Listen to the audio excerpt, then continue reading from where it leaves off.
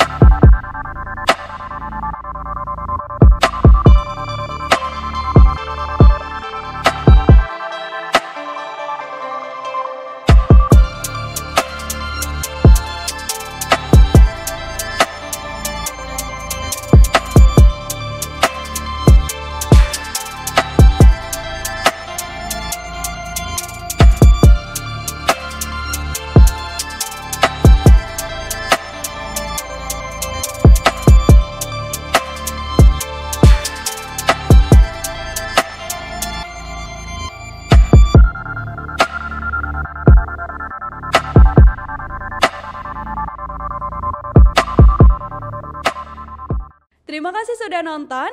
Jangan lupa like, subscribe, dan share ya.